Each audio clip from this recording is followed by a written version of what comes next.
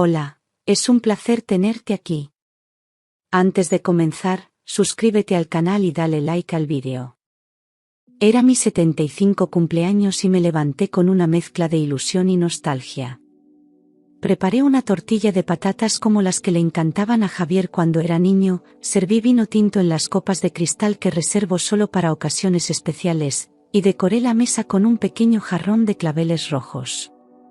Hacía días que me había prometido venir a comer conmigo, y yo me esforcé en cada detalle. Cociné con esmero, corté el pan como a él le gustaba y dejé su servilleta doblada a la izquierda, como siempre.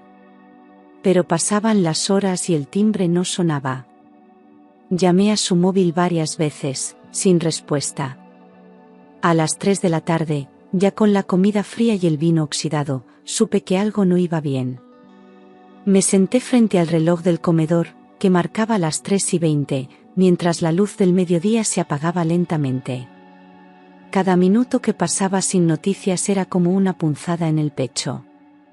Recordé cumpleaños pasados, fotos antiguas con Javier soplando velas a mi lado, y me pregunté en qué momento habíamos dejado de ser esa familia. La soledad no es una visita inesperada, es una presencia silenciosa que se instala sin permiso. Pensé en llamarle una vez más, pero ya conocía ese silencio al otro lado de la línea. Había aprendido a reconocer la indiferencia disfrazada de ocupación. No había mensaje, ni excusa, ni rastro de él. Solo ese vacío que deja una promesa rota. La tortilla se quedó intacta, la tarta sin cortar, y el vino apenas tocado. Me levanté, recogí la mesa en silencio y guardé cada plato como quien entierra un pequeño duelo cotidiano. No lloré, pero mis manos temblaban al cerrar la puerta de la nevera. A pesar del dolor, encendí la radio para llenar la casa de alguna voz. En ese momento no sabía que aquel día, que había comenzado con ilusión, terminaría con la mayor traición de mi vida. Pero el destino es así, se oculta detrás de las rutinas, esperando su momento para dar el giro. Yo solo quería comer con mi hijo. Y, sin saberlo, estaba a punto de perderlo.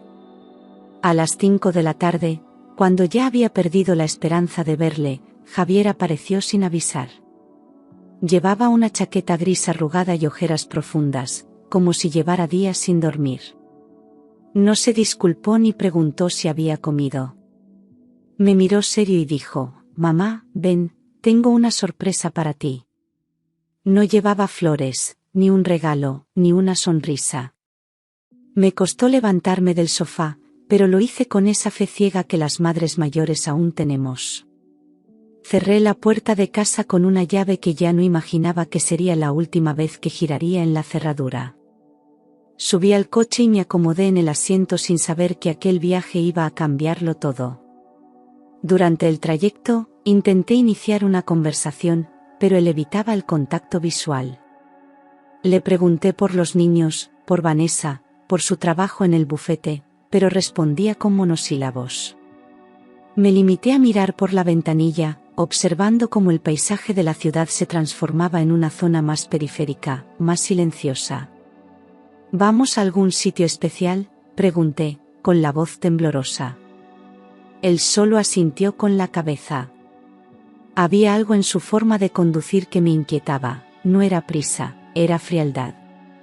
Como si estuviera cumpliendo un trámite, no haciendo un gesto de cariño. El silencio pesaba más que las palabras. Algo no encajaba, y lo sentí en los huesos. El coche se detuvo frente a un edificio moderno con fachada de cristal esmerilado y un cartel discreto: Centro de Bienestar El Olivo. No entendía el principio. Pensé que tal vez íbamos a visitar a alguien o que él venía a recoger algún documento. Pero entonces bajó del coche, abrió el maletero y sacó mi maleta de ruedas. Mi corazón se detuvo un segundo. «¿Qué haces?», pregunté, sin comprender. Javier no me miró. Simplemente se acercó con la maleta y dijo con voz seca: «Feliz cumpleaños, mamá. Esta es tu nueva casa. Aquí estarás bien cuidada por profesionales». Sentí como el suelo desaparecía bajo mis pies. Mi cuerpo se quedó inmóvil, como si la realidad no quisiera entrar por completo. ¿Qué estás diciendo?, pregunté en un susurro. Él evitó mirarme, como si esa cobardía pudiera protegerle de la culpa. Quise abrir la puerta del coche, volver a casa, fingir que todo era un malentendido. Pero no había vuelta atrás. Mi hijo había decidido deshacerse de mí como quien deja una caja vieja en un trastero. Me bajé del coche sin fuerzas, con el alma rota, sabiendo que ese día no solo perdía mi hogar, sino también a mi hijo. Vanessa estaba sentada en el asiento del copiloto, con el móvil en la mano y las gafas de sol puestas, como si el drama no fuera con ella. No giró la cabeza, no me dedicó una mirada. Sus dedos seguían moviéndose sobre la pantalla, ajena a todo. Esperaba, al menos, una despedida, una palabra humana, una señal de respeto. Pero no hubo nada. Ni una sonrisa forzada, ni un gesto de incomodidad. Era como si ya no existiera. Me quedé de pie junto al coche, esperando que ella dijera algo, cualquier cosa. Pero lo único que recibí fue el sonido del motor arrancando. La vi alejarse por el retrovisor, como si yo no hubiera formado nunca parte de su familia. Aquel silencio fue más doloroso que cualquier palabra hiriente. Vanessa siempre fue distante, pero jamás imaginé que llegaría a esa indiferencia total. Me quedé sola con mi maleta, como una extranjera frente a un edificio desconocido. La tarde caía, y el viento me acariciaba la cara con una tristeza muda. Tragué saliva y me obligué a entrar, porque ya no tenía otra opción. Lo que debía haber sido un cumpleaños en familia se convirtió en el inicio de mi exilio emocional. Nada más cruzar la puerta de la residencia, un olor a desinfectante y ropa planchada me envolvió como una advertencia silenciosa. La recepcionista sonrió de manera automática, sin preguntarme nada, mientras Javier dejaba mi maleta a un lado. De repente, desde un pasillo lateral, apareció un hombre alto, con bata blanca y mirada intensa.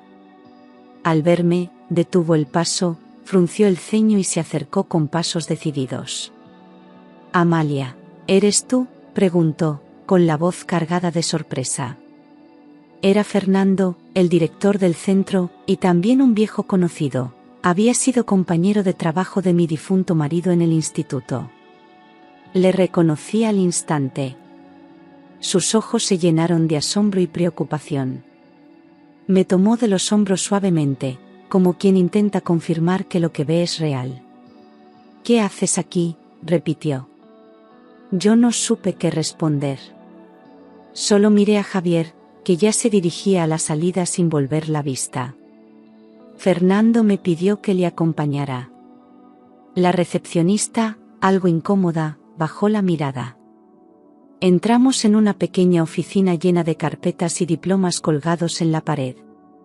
Aquel encuentro, que debía haber sido casual, se transformó en el único rayo de humanidad en medio de aquel abandono.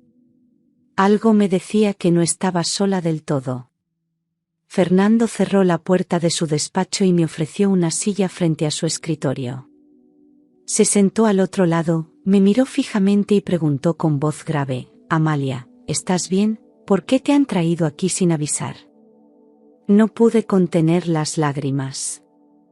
Me sentí débil, humillada, y al mismo tiempo agradecida de tener un rostro amigo delante.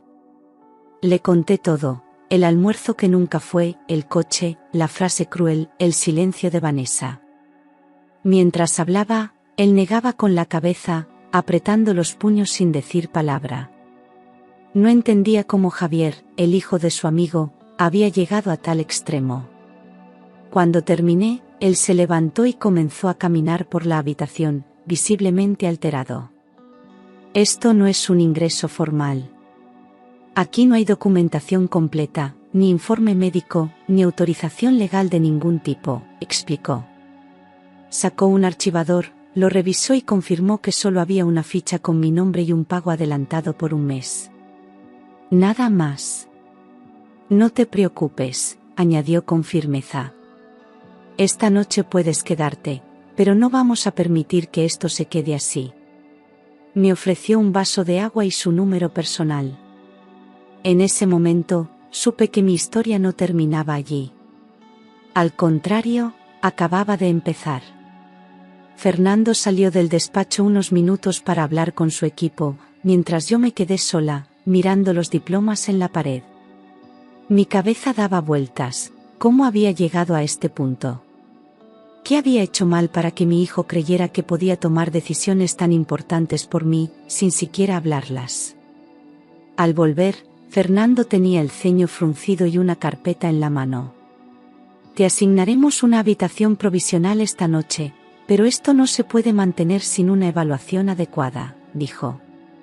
Me acompañó por un pasillo largo y silencioso, donde las paredes llevaban cuadros de flores sin alma. La habitación era limpia, con una cama individual, una silla y una mesita con un jarrón vacío.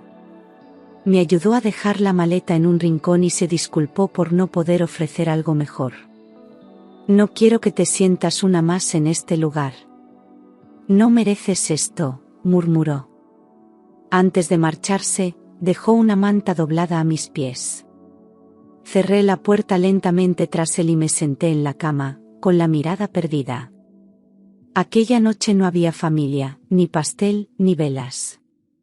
Solo una mujer mayor sentada en una cama prestada, preguntándose en qué momento su propia sangre dejó de verla como madre para convertirla en un estorbo. A la mañana siguiente, Fernando pasó por mi habitación con una bandeja de desayuno y una mirada distinta, casi paternal. Se sentó conmigo y comenzamos a hablar, esta vez no sobre mi presente, sino sobre el pasado. Me recordó los años en los que mi marido y él daban clase juntos en el instituto del barrio, las cenas en casa, las risas compartidas. Me sorprendió que recordara tantos detalles, que yo llevaba siempre blusas de lino, que cocinaba lentejas los miércoles y que organizaba festivales de teatro escolar. Tu marido era un hombre íntegro, dijo, y tú siempre fuiste una mujer firme y generosa. Sentí como mi identidad volvía a mí, aunque fuera en retazos. No era solo una anciana abandonada, era Amalia. Fernando me miró con un respeto que hacía tiempo que no sentía. ¿Sabes que aún tengo la carta que escribió tu marido cuando se jubiló?, me confesó. Aquella frase me desarmó. Por primera vez desde que Javier me dejó allí, sentí que alguien me reconocía por lo que fui, no por lo que ahora aparentaba ser. Hablamos durante más de una hora, y cada recuerdo era una piedra recuperada de mi historia. Él no hablaba con lástima, sino con admiración. Antes de irse, me dijo con tono firme, no te mereces esto, Amalia. Vamos a encontrar una salida digna. Y por primera vez desde aquel coche, creí que tal vez no todo estaba perdido. Esa noche, mientras el centro dormía en silencio, yo permanecía despierta mirando el techo blanco, sin una sola grieta, como si alguien hubiera querido borrar cualquier signo de vida. Escuchaba los ronquidos lejanos de otros residentes, el zumbido constante de una lámpara, el sonido lejano de un ascensor. Sentía que estaba en pausa, como si mi vida hubiese quedado suspendida entre lo que fui y lo que otros decidieron que debía ser. Recordé mi casa, el reloj del comedor, la mesa puesta con cariño, la tortilla intacta. Me pregunté cómo era posible que todo se hubiera derrumbado tan rápido. Y en medio de esa quietud helada, tomé una decisión. No iba a quedarme allí. Me levanté, me puse la bata y me senté junto a la ventana. La ciudad aún respiraba, y sus luces parpadeaban a lo lejos como si intentaran darme un mensaje.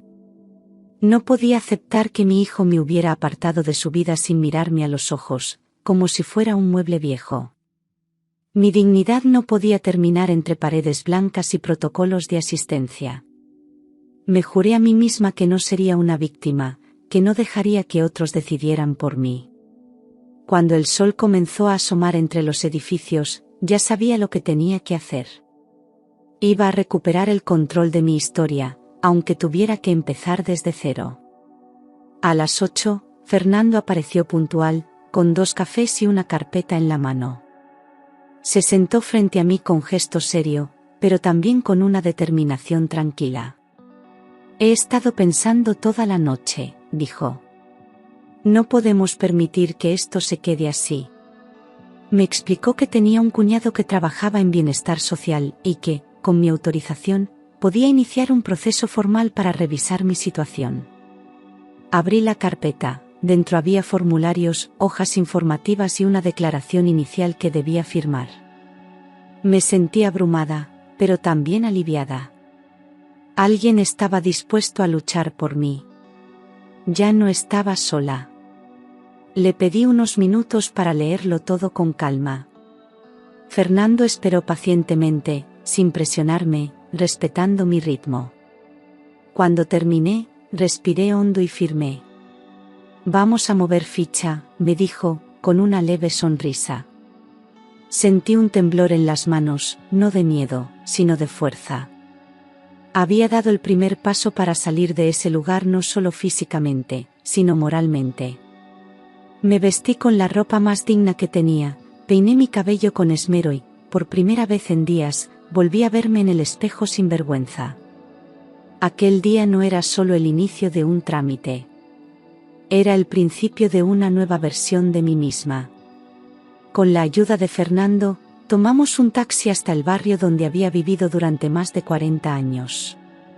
Al llegar al portal del edificio, mis manos temblaban mientras buscaba las llaves en el bolso. Llamamos primero, pero nadie abrió. Fue entonces cuando el portero, un hombre mayor que siempre había sido amable conmigo, me reconoció al instante. Doña Amalia, ¿qué hace usted aquí?, preguntó sorprendido. Le expliqué, sin entrar en detalles, que necesitaba recoger algunas cosas personales. Él no dudó. Nos abrió la puerta del edificio con discreción y respeto. Entrar allí fue como volver a respirar después de días bajo el agua. La llave seguía funcionando. Cuando abrí la puerta, todo estaba en silencio, ordenado, frío. Era mi casa, pero ya no olía a mí. Había cuadros que habían desaparecido de las paredes, libros ausentes de las estanterías, como si alguien hubiera empezado a borrar mi existencia poco a poco. Caminé hasta mi habitación y abrí el armario. Parte de mi ropa ya no estaba. En la cómoda, donde antes guardaba cartas, fotos y papeles importantes, solo quedaban sobres vacíos. Javier me había desmantelado en mi propia casa, sin avisarme, sin explicaciones. Recogí lo poco que quedaba con dignidad, sabiendo que no volvería a dormir allí. Al salir del edificio, marqué el número de Teresa, mi amiga de toda la vida. Cuando escuchó mi voz al otro lado de la línea, soltó un grito de alivio. Amalia, ¿dónde estabas? Llevo días llamándote, exclamó. No le conté mucho, solo le dije que necesitaba un sitio donde pasar unos días. Sin hacer preguntas, me dijo, ven a casa. Aquí tienes una cama, una taza de té y un abrazo. Fernando me acompañó hasta el portal de su edificio y me despidió con una mirada cómplice. Subí lentamente las escaleras, y cuando Teresa abrió la puerta, rompí a llorar como una niña perdida. Me abrazó sin pedir explicaciones. Me instalé en su sofá con una manta y un cojín que olía a lavanda. Aquella noche dormí profundamente por primera vez en días. No importaba que fuera un sofá, no importaba que compartiera baño. Lo que importaba era el calor humano, la sensación de ser vista, escuchada, valorada. Teresa no me preguntó nada esa noche. Solo me preparó un plato de sopa caliente y se sentó a mi lado en silencio. A veces, la verdadera amistad no necesita palabras, solo presencia. Mientras cerraba los ojos, sentí que no todo estaba perdido. Había una red que me sostenía, y esa red tenía nombre propio. A la mañana siguiente, sentadas en la cocina con café recién hecho, Teresa me miró con seriedad. Amalia, tengo que decirte algo que me ha estado rondando la cabeza, empezó. Me habló de rumores que circulaban en el barrio, comentarios de vecinos, frases sueltas que ahora cobraban sentido. Javier llevaba meses con problemas económicos serios. Había vendido mi coche sin decírmelo, justificando que yo ya no lo usaba. Pero lo más doloroso fue escuchar que Vanessa decía por ahí que yo había elegido vivir con gente de mi edad. Una mentira que disfrazaba el abandono de una decisión propia. Teresa había intentado llamarme muchas veces, pero Javier le decía que yo estaba bien, que no quería visitas. Incluso había dicho que estaba en un centro privado por voluntad propia. Todo había sido cuidadosamente orquestado. Me sentí estafada no solo como madre, sino como persona. Me habían silenciado, escondido, eliminado de mi entorno como si ya no tuviera voz. Esa mañana, entre lágrimas, entendí que lo que me hicieron no fue un error, fue un plan. Y yo no iba a quedarme callada. Iba a recuperar mi lugar en el mundo, palabra por palabra, paso por paso. Con la ayuda de Fernando y su cuñado, que trabajaba en bienestar social, accedimos a documentos que Javier nunca pensó que alguien revisaría. Lo que descubrimos me dejó sin palabras. Mi hijo me había empadronado en la residencia semanas antes de llevarme allí. Sin mi firma, sin mi consentimiento, utilizando una autorización falsificada. Gracias a eso, había solicitado una ayuda estatal como cuidador no profesional de familiar dependiente.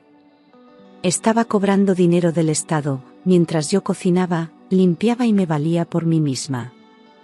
El engaño era tan meticuloso que incluso había presentado informes médicos antiguos para justificarlo. Fernando me miró con rabia contenida, mientras su cuñado hablaba por teléfono con una trabajadora social especializada en abusos a personas mayores. Esto es grave, dijo ella al enterarse. Esto tiene consecuencias legales. En ese momento sentí una mezcla de rabia y liberación. Ya no se trataba solo de sentimientos heridos o abandono emocional. Se trataba de fraude, de manipulación, de un hijo que usó a su madre como herramienta para su beneficio. Yo, que le enseñé a caminar, a leer, a tener principios. Él había cruzado un límite. Y ahora, por fin, había pruebas. La justicia empezaba a tener nombre y forma. Teresa me acompañó a una oficina de asesoría legal especializada en personas mayores, ubicada en Lavapiés. Nos atendió una abogada joven pero firme, llamada Inés, que escuchó mi historia con atención absoluta. Lo primero que vamos a hacer es revocar cualquier poder que tu hijo tenga sobre ti, dijo. Me explicó que muchas personas mayores, por amor o confianza, ceden autorizaciones sin saber en qué pueden convertirse. Revisamos documentos que yo misma no recordaba haber firmado, algunos con mi letra imitada. Inés me pidió calma, pero fue clara: esto puede ir a juicio, Amalia. Y si estás dispuesta, te vamos a proteger. Durante horas, firmamos formularios, recopilamos papeles, hicimos llamadas. Cada paso me devolvía un pedazo de mi autonomía perdida. La abogada también contactó con el banco para pedir un bloqueo temporal de movimientos hasta revisar todo. Me explicó que Javier no podía seguir teniendo acceso a nada que dependiera de mí sin supervisión legal. Yo asentía, cansada pero decidida. Sabía que esto era solo el comienzo de un proceso largo, pero ya no era una mujer abandonada y confundida, era una mujer que había decidido defenderse. Y en ese despacho, rodeada de leyes y papeles, comencé a sentirme otra vez persona. A la mañana siguiente, fui con Inés a mi sucursal bancaria para comprobar en qué estado estaban mis cuentas. Pedimos acceso completo al historial de movimientos de los últimos 12 meses. Lo que vimos fue devastador. Javier había retirado pequeñas cantidades cada semana, siempre en efectivo, sumando un total que superaba los 7.000 euros. Eran extracciones calculadas para no levantar sospechas. Firmas duplicadas, órdenes de transferencia que yo jamás autoricé. La directora de la sucursal, al ver mi reacción, pidió disculpas por no haber detectado nada. Yo no podía dejar de pensar en cada céntimo que había confiado. Inés solicitó de inmediato un bloqueo preventivo de todos los accesos vinculados al DNI de Javier. También pidió copia de todas las transacciones y un informe oficial para adjuntarlo al expediente legal que ya estaba en marcha. Me senté en la sala de espera con las manos en el regazo, sintiéndome vulnerable pero más fuerte que nunca. No lloré. No grité. Solo respiré. Era como si por fin el mundo comenzara a escucharme después de tanto silencio. Mi dinero, mi casa, mi voz, todo estaba siendo recuperado poco a poco. Y en ese banco, rodeada de números, sentí que algo más valioso estaba volviendo, mi poder.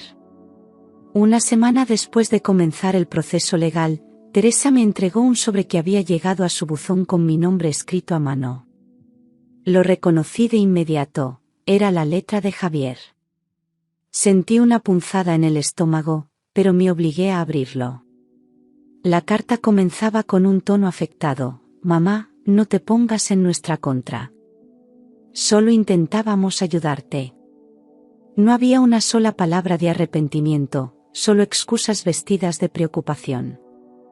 Decía que me estaba dejando llevar por gente que no me conocía, que estaba confundida, que él solo quería lo mejor para mí. Pero entre líneas, lo único que se leía era manipulación. Me quedé sentada un buen rato con la carta entre las manos, sintiendo una mezcla de tristeza y rabia. No la terminé. La rompí en 4 partes y la tiré sin responder. No necesitaba sus justificaciones. Lo que había hecho no era un malentendido, era una traición profunda. Y no iba a permitir que la culpa volviera a girarse hacia mí. Teresa, al ver mi gesto, me abrazó en silencio. Ya no me temblaban las manos. Ahora tenía claro que mi dignidad valía más que cualquier lazo de sangre cuando ese lazo se convierte en una soga. Esa misma noche, mientras cenábamos juntas, Teresa me propuso algo que no esperaba. Me habló de un pequeño piso que tenía en Lavapiés, que usaba como trastero y oficina ocasional. Está vacío desde hace meses, dijo. Podrías vivir allí mientras te organizas. Al principio dudé. No quería ser una carga, ni parecer que huía de todo. Pero ella insistió con ternura: no es una caridad, es justicia. Tienes derecho a un espacio que sea tuyo. Acepté. Y al hacerlo, sentí que por fin estaba dando un paso hacia la independencia real. Al día siguiente fuimos juntas a ver el piso. Era pequeño, con una cocina americana y una ventana que daba a un patio interior lleno de macetas. Había polvo en los rincones y cajas por todas partes, pero también había silencio, intimidad y posibilidades. Pasamos horas limpiando, ordenando, riendo como en los viejos tiempos. Compramos cortinas nuevas, pusimos sábanas limpias y un jarrón con margaritas en la mesa.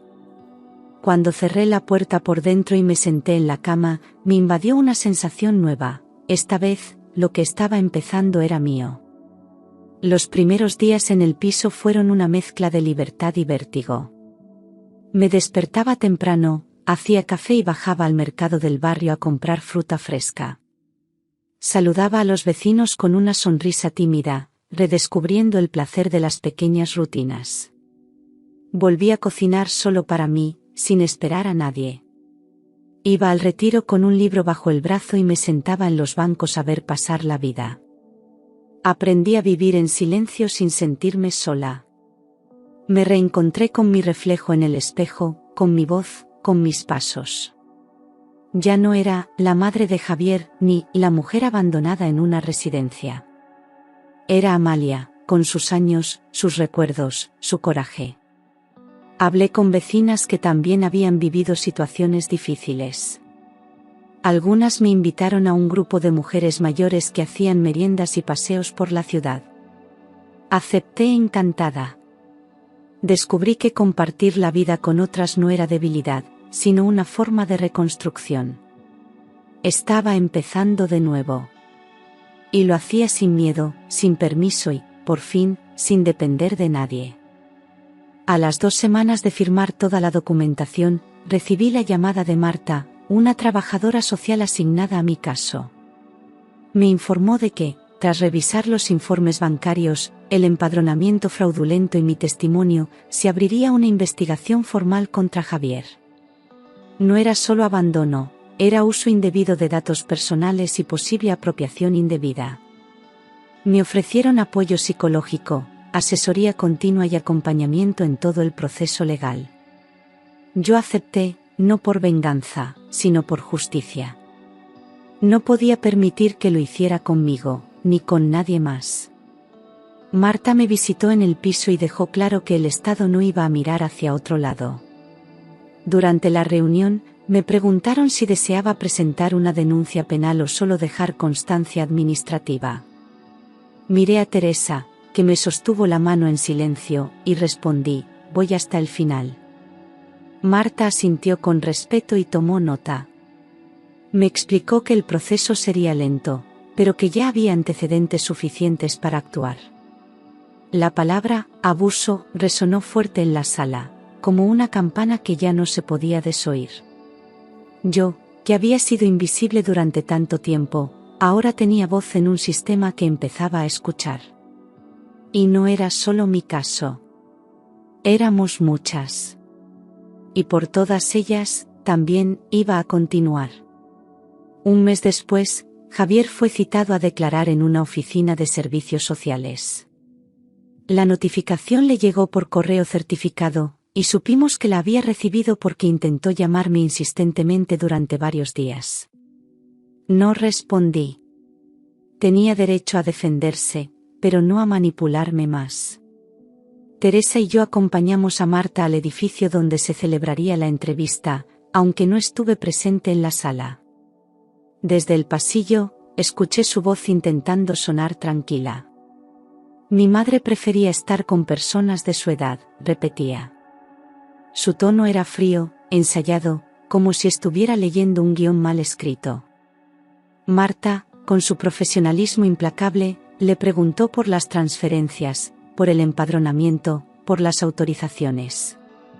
Javier esquivaba preguntas, ofrecía explicaciones vagas y culpaba al estrés y a una mala comunicación familiar. Yo, mientras tanto, esperaba fuera, con la espalda recta y la cabeza alta. Ya no me temblaban las piernas. Sabía que la verdad tenía fuerza propia, y que por más que intentara disfrazarla, los hechos hablaban por sí solos. Cuando terminó la declaración, salió sin mirarme. No le hice falta. Él ya sabía que, esta vez, no tenía el control. 2 meses después, recibí la notificación oficial, el juez había emitido un fallo firme. No habría prisión, pero sí una serie de medidas correctivas y limitaciones legales contra Javier. A partir de ese momento, quedaba completamente inhabilitado para gestionar cualquier documento, cuenta bancaria o decisión médica relacionada conmigo. La resolución también reconocía el abandono como probado y ordenaba un seguimiento por parte de servicios sociales para garantizar mi bienestar. No era una victoria ruidosa, pero sí profunda. Era la justicia devolviéndome mi lugar como ciudadana y como madre. Cuando leí el documento, no lloré. Solo sentí una paz distinta, silenciosa, como si por fin se hubiera cerrado una herida larga. Javier no me llamó. No pidió perdón.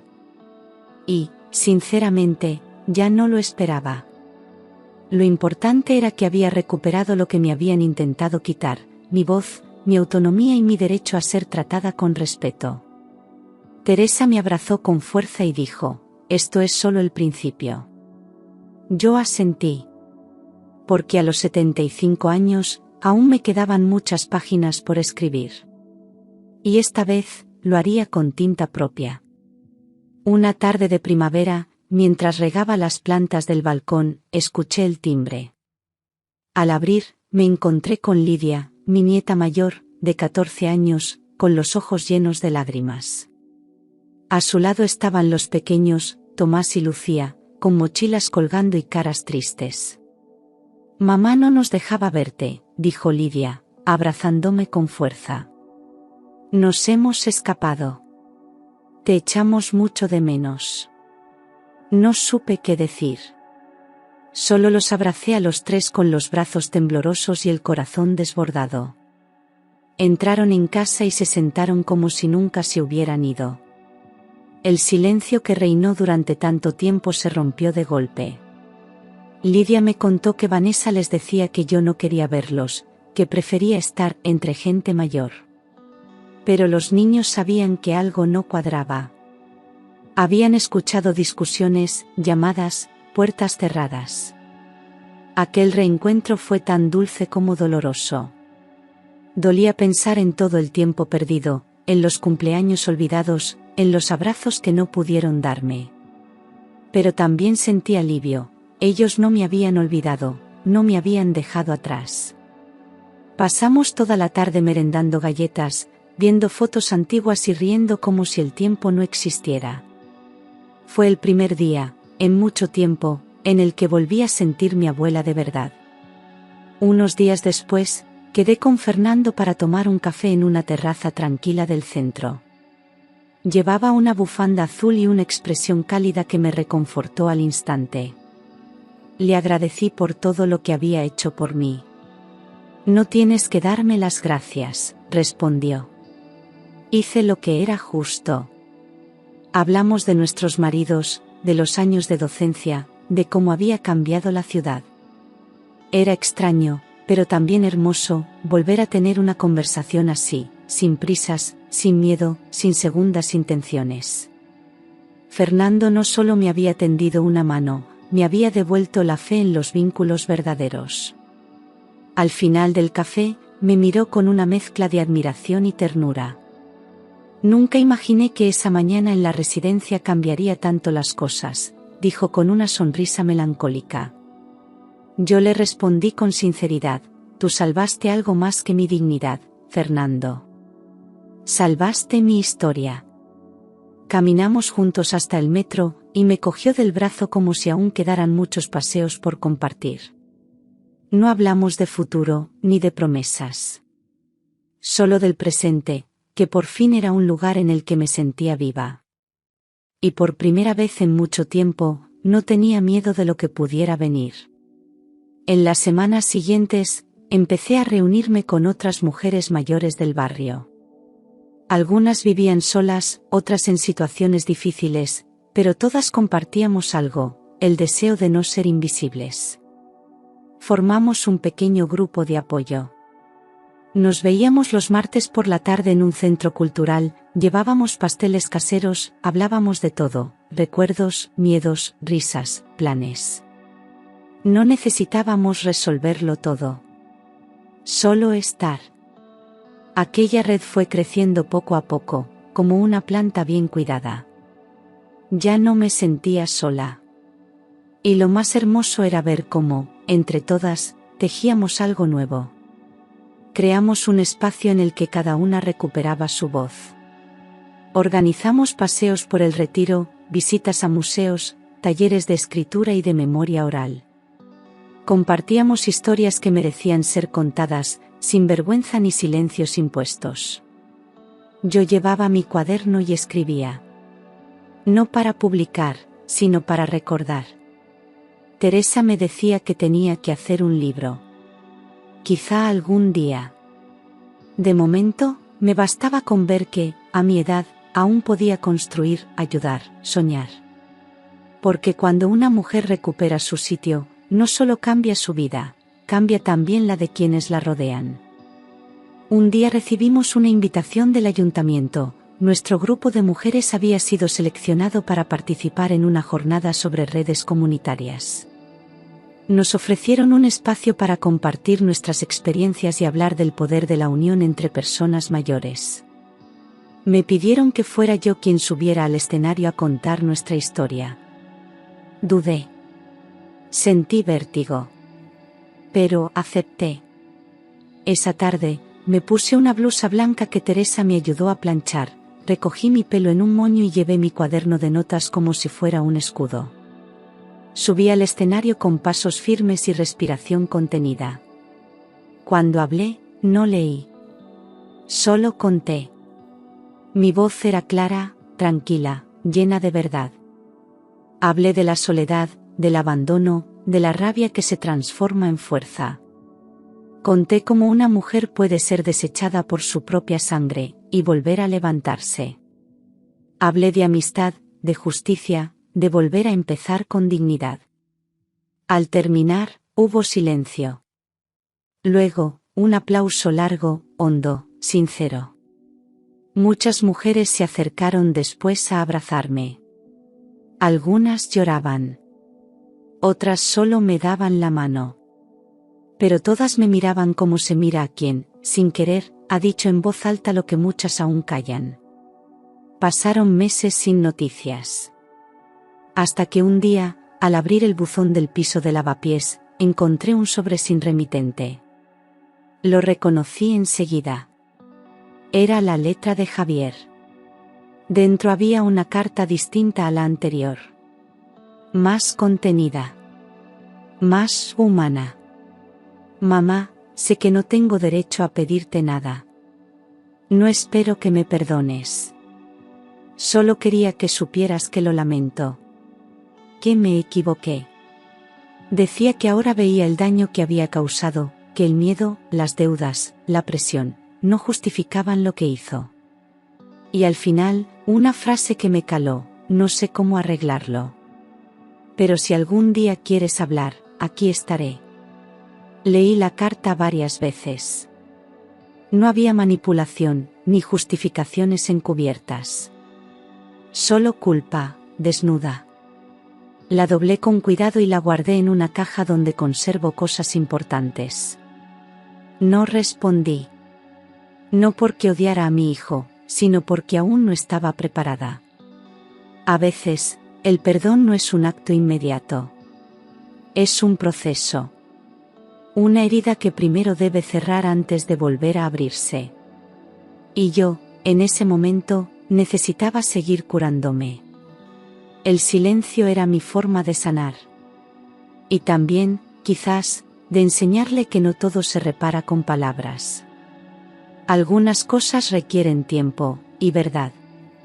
La mañana de mi 76 cumpleaños me desperté con la luz del sol entrando por la ventana y el sonido lejano de las campanas de una iglesia cercana. Me levanté despacio, puse agua a hervir y abrí la ventana del salón. Respiré hondo. Teresa me había regalado una blusa nueva, azul cielo, que colgaba aún con la etiqueta en la puerta del armario. Me duché, me perfumé, me recogí el pelo con cuidado. Frente al espejo, vi a una mujer distinta. Más firme. Más viva. No la madre abandonada. No la víctima. Era yo, completa. Me serví café, abrí mi cuaderno y empecé a escribir. Un día me dejaron al pie de una residencia como quien deja una maleta vieja. Pero no me rompí. Aprendí a caminar de nuevo. Afuera, el mundo seguía girando. Pero dentro de mí, algo había encontrado su lugar. Ya no necesitaba reconocimiento, ni disculpas, ni validación. Solo quería vivir, a mi ritmo, con mi historia, con mis cicatrices. Y en ese momento, mientras sonaba una canción suave en la radio, supe que el futuro ya no me asustaba. Porque ahora, al fin, me pertenecía.